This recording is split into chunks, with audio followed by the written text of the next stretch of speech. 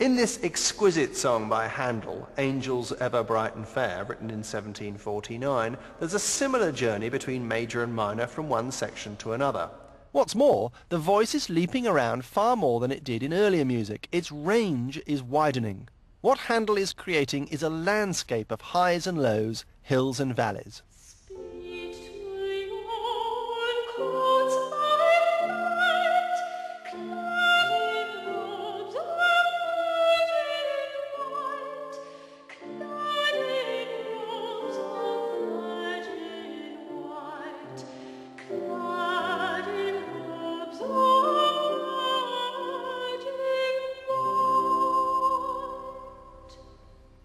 It would be wrong to imagine, though, that the Western diatonic system was imposed by toffs in wigs upon an uninterested or ungrateful general public. Make no mistake, the newly stable diatonic system became incredibly popular in all forms of music, from folk ballads to music hall, and the very same mechanisms that worked for Mozart and Handel are still in robust form today. Every single song that has been a popular hit in the last 100 years has been, without exception, completely diatonic.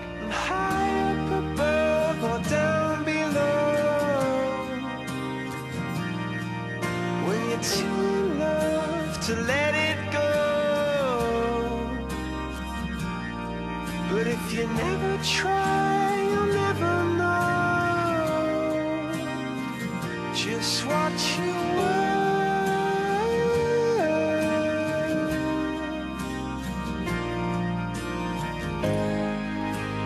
Lights will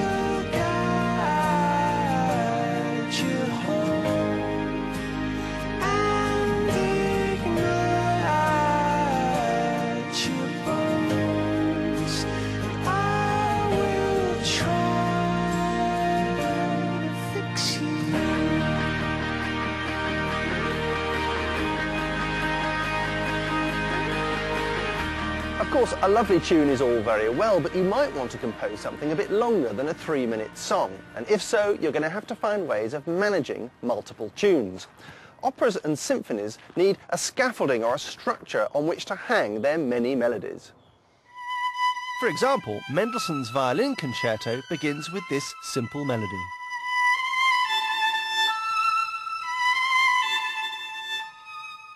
The first time the melody comes, it's presented in its basic form, moody and passionate, but not overcomplicated.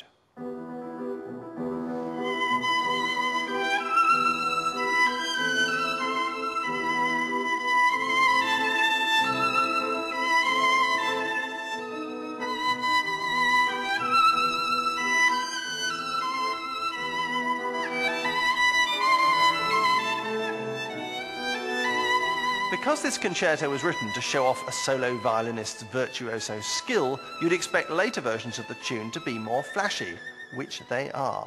Here it is with its minor key turned to the major, and with the violin using it as a springboard for some fiddle gymnastics.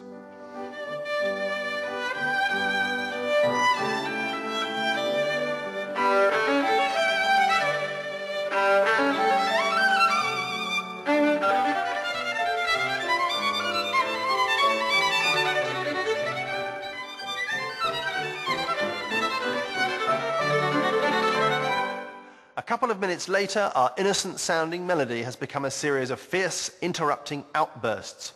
Instead of playing the melody the whole way through, it's being used more like a theme in a movie or an opera, in short, dramatic snippets.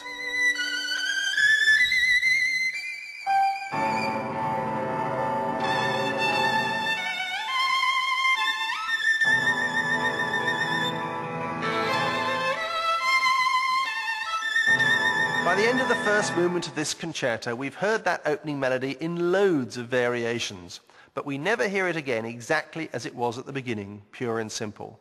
Mendelssohn has turned it into a voyage of musical exploration.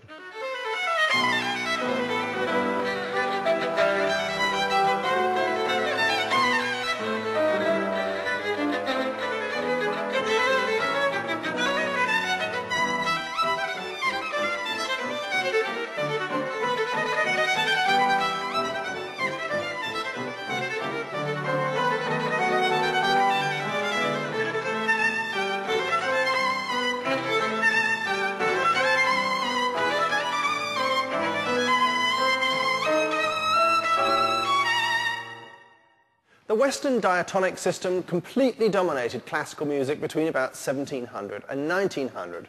Then things started to fall apart. Cutting-edge composers felt bored and limited by what they saw as the straitjacket of the major-minor system. So they started to look for inspiration elsewhere. Ironically, they sought help from those old folk and ecclesiastical modes. This process began in Europe, where composers like the great symphonist Gustav Mahler started to incorporate into their music the old modal melodies of the folk music of their own countries.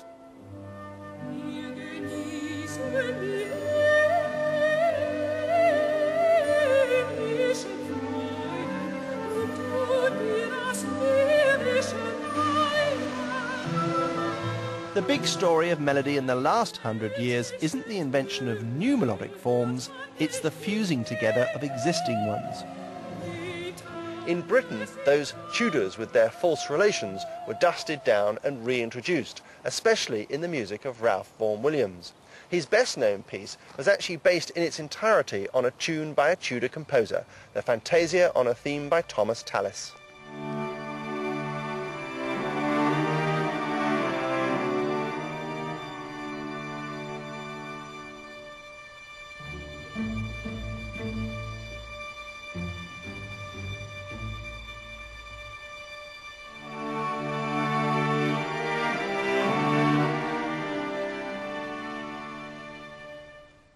Vaughan-Williams wrote his Fantasia on this theme in 1910, but with its small, step-by-step, plain chant-like movements, its Phrygian mode, its Elizabethan-style harmonies, it's almost as if we've stepped back 300 years, even despite his rich, lush 20th century string orchestra.